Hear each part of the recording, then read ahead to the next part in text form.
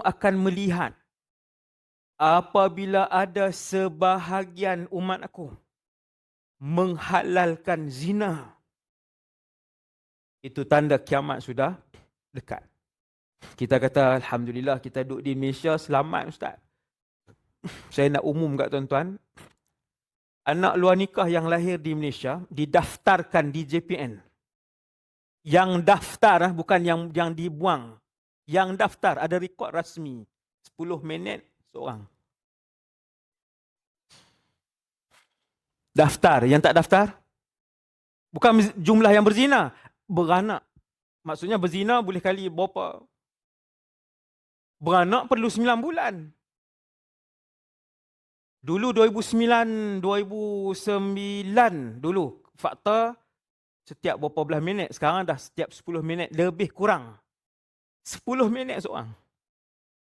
Anak luar nikah zina, kalian akan melihat satu zaman mereka menghalalkan zina. Kata para ulama, menghalal itu juga boleh bermaksud mereka terbiasa dengan zina.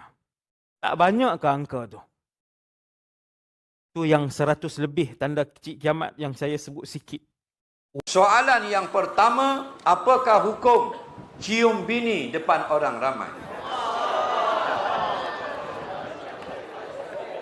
Ini. Dengar baik-baik. Faham soalan, faham jawapan. Apa hukum cium bini di khalayak ramai? Apabila kita akad nikah, aku nikahkan akan dikau dengan si fulanah binti si fulan dengan mas kahwin. Nah, RM500 tunai. Dia pun jawab, aku terimalah akan nikahnya dengan mas kahwin yang tersebut itu. Sahlah nikah. Maka banyak benda yang haram menjadi halal. Faham lagi? Sebelum akad nikah, haram. Lepas akad nikah, halal. Banyak. Antaranya, melihat dan menyentuh.